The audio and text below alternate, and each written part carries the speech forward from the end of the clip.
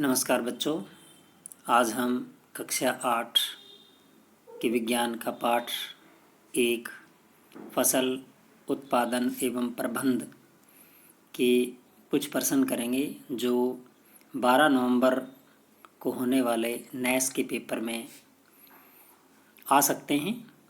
पहला प्रश्न है, सजीव कौन कौन से हैं? मनुष्य, जीव जंतु, पेड़ पौधे, उपरोक्त सभी। तो बच्चों, इस प्रश्न का उत्तर ऑप्शन नंबर 4 है। उपरोक्त सभी जो है वो सजीव पदार्थ हैं।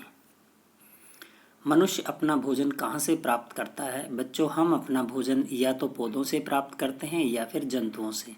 तो ऑप्शन नंबर 3 दोनों से सही उत्तर। निर्जीव कौन कौन से हैं? कुर्सी, मेज, ब्लैकबोर्ड। तो ये तीनों चीज़ें जो हैं, वस्तुएं जो हैं वो बच्चों निर्जीव हैं, इसलिए इस प्रश्न का उत्तर ऑप्शन नंबर 4 उपरोक्त सभी। फसलों को कितने वर्गों में बांटा जा सकता है? तो फसलों को 2 वर्गों में बांटा जा सकता है, रबी की फसल और खरीफ की फसल। ऑप्शन नंबर 1 इस प्रश्न का सही उत्तर है। भोजन से प्राप्त ऊर्जा का उपयोग कहाँ करते हैं? जो भोजन खाने से हमें ऊर्जा मिलती है उसका उपयोग हम कहाँ कहाँ करते हैं? पाचन में, श्वसन में, उत्सर्जन के संपादन में, उपरोक्त सभी में। तो इस प्रश्न का उत्तर जो है वो ऑप्शन नंबर 4 उपरोक्त सभी। खरीफ की फसल कौन सी होती है? धान, मक्का, कपास, उपरोक्त सभी। तो ये तीनों फसलें बच्चों जो है एक ही सीजन के अंदर बोई जाती हैं, इसलिए सभी जो है फसलें खरीफ फसलों के उदाहरण हैं। तो इसका जो उत्तर है वो ऑप्शन नंबर 4 होगा। फसलों को कौन कौन से वर्गों में बांटा जा सकता है? फसलों को 2 वर्गों में बांटा जा सकता है, रबी की फसल और खरीफ की फसल। इसमें ऑप्शन नंबर 3 जो है वो हमारा सही उत्तर होगा। रबी की फसल कौन सी होती है? गेहूं, चना, सरसों, उपरोक्त सभी। तो ये तीनों फसलें भी बच्चों एक ही सीजन में बोई जाती हैं, तो उपरोक्त सभी इस प्रश्न का उत्तर होगा। खरीफ की फसल किस ऋतु में बोई जाती है? तो खरीफ की फसल जो है वो वर्षा ऋतु में बोई जाती है, तो ऑप्शन नंबर 1 इसका सही उत्तर है। फसल उगाने के लिए किसान द्वारा किए गए क्रियाकलापों में प्रथम चरण कौन सा होता है? यानी फसल उगाने में सबसे पहला चरण क्या है? तो मिट्टी तैयार करना सबसे पहला चरण है, तो ऑप्शन नंबर 4 इसका सही उत्तर होगा। रबी की फसल किस ऋतु में बोई जाती है? तो ये बच्चों शीत ऋतु में बोई जाती है, ऑप्शन नंबर 2 इसमें सही है। मिट्टी को उलटने, पलटने एवं पोला करने की प्रक्रिया क्या कहलाती है?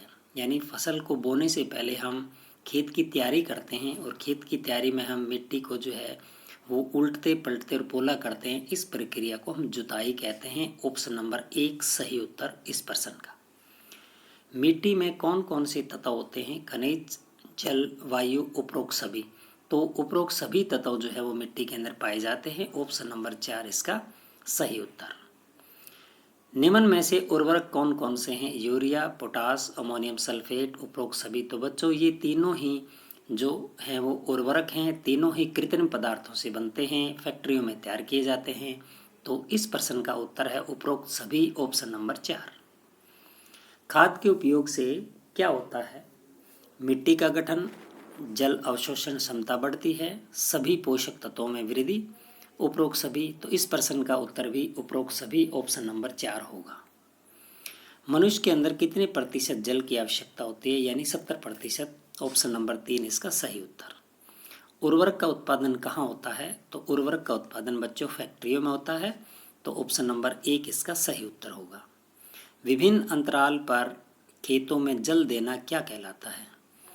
तो समय समय पर जो है खेतों में जल देने के प्रक्रम को हम सिंचाई कहते हैं, ऑप्शन नंबर 1 इसका सही उत्तर। पौधों में कितने प्रतिशत जल की आवश्यकता होती है? तो पौधों में बच्चों 90% जल की आवश्यकता होती है, ऑप्शन नंबर 2 इसका सही उत्तर होगा। निम्न में से कौन सा सिंचाई स्रोत नहीं है? कुआं, नलकूप, तालाब, समुद्र। तो समुद्र जो है वो सिंचाई का स्रोत नहीं है, ऑप्शन नंबर 4 इस प्रश्न का सही उत्तर। सिंचाई के स्रोत कौन कौन से हैं? कुएं, नलकूप, तालाब, झील, बांध एवं नहर, उपरोक्त सभी। तो उपरोक्त सभी जो है वो सिंचाई के स्रोत हैं, ऑप्शन नंबर 4 इसका सही उत्तर। रहट किसके द्वारा चलाया जाता है? तो जैसा कि आप चित्र में देख रहे हैं, रहट को जो है बैल चला रहा है, तो पहला ऑप्शन सही है, बैलों द्वारा। खरपतवार को हटाने का प्रक्रम क्या कहलाता है? जो अन्य आवश्यक पौधे जो हैं फसल पौधों के साथ उग जाते हैं, उन्हें हटाने के प्रक्रम को हम निराई कहते हैं। तो ऑप्शन नंबर 3 इसका सही उत्तर। सिंचाई के पारंपरिक तरीके कौन कौन से होते हैं? मोट, चैन पंप, ढेकली, रहट। तो ये उपरोक्त सभी जो है वो सिंचाई के पारंपरिक यानी पुराने तरीके हैं। तो इसका ऑप्शन नंबर 4 उत्तर सही है। किस विधि द्वारा जल बूंद बूंद करके पौधों की जड़ों में गिरता है? ये ड्रिप तंत्र है, टपका सिंचाई जिसे कहते हैं। इसमें जो है पौधे की जड़ में जो है वो पानी बूंद बूंद करके गिरता है। तो ऑप्शन नंबर 1 इसका सही उत्तर होगा। खरपतवार को हटाने में किसकी सहायता से हटाया जाता है? तो खुरपी और हैरो, ट्रैक्टर। तो खुरपी और हैरो दोनों से है खेतों में खरपतवार को हटाया जा सकता है। तो इस प्रश्न का ऑप्शन नंबर 3 जो है वो सही उत्तर है। नलों के ऊपरी सिरों पर क्या लगे होते हैं? तो जैसा कि चित्र में दिखाए गए ये फवारा सिस्टम के नल हैं, उनके ऊपरी सिरे पे जो है वो नोजल लगी होती है, यानी ऑप्शन नंबर 1 इसमें सही आएगा। खरपतवार किसके लिए विषैले हो सकते हैं? मनुष्य, पशुओं, दोनों, कोई नहीं। तो दोनों के लिए ही जो है विषैले हो सकते हैं, यानी ऑप्शन नंबर 3 इसमें सही उत्तर। खरपतवार किसे कहते हैं? आवश्यक पौधे, अनावश्यक पौधे, अपने आप उगने वाले पौधे, 2 और 3 दोनों। तो 2 और 3 दोनों ही इसमें सही ऑप्शन होगा और ऑप्शन नंबर 4 जो है इसका सही उत्तर होगा। फसल को पकाने में कितने महीने का समय लगता है? तो बच्चों लगभग जो फसलें होती हैं वो 3 से 4 महीने में पक जाती हैं। तो ऑप्शन नंबर 2 इसमें सही उत्तर होगा। ड्रिप तंत्र विधि द्वारा पानी कहाँ कहाँ दिया जाता है? पौधों में, बगीचों में, वृक्षों में, उपरोक्त सभी में। तो सभी में जो है वो हम ड्रिप तंत्र यानी टपका सिंचाई से जो है वो पानी दे सकते हैं। ऑप्शन नंबर 4 इसका सही उत्तर।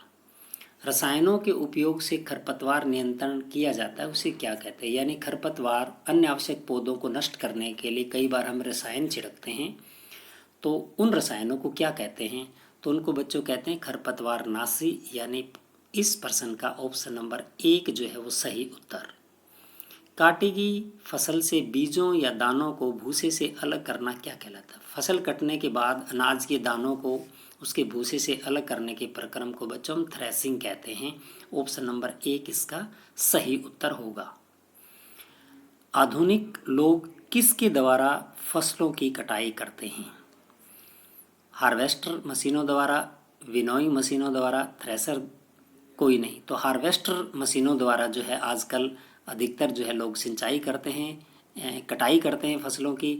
तो इस प्रश्न का ऑप्शन नंबर 1 जो है वो सही उत्तर होगा। भंडारण किसे कहते हैं? गोदामों में अनाज को सुरक्षित रखना भंडारण कहलाता है। ऑप्शन नंबर 1 इसका सही उत्तर। कंबाइन मशीन किसका संयुक्त रूप है? हार्वेस्टर का, थ्रेसर का, 1 और 2 दोनों, हैरो। तो ऑप्शन नंबर 3 इसमें सही उत्तर आएगा, यानी कंबाइन जो है हार्वेस्टर और थ्रेसर दोनों से मिलकर बनती है। तो 1 और 2 दोनों, ऑप्शन नंबर 3 सही उत्तर।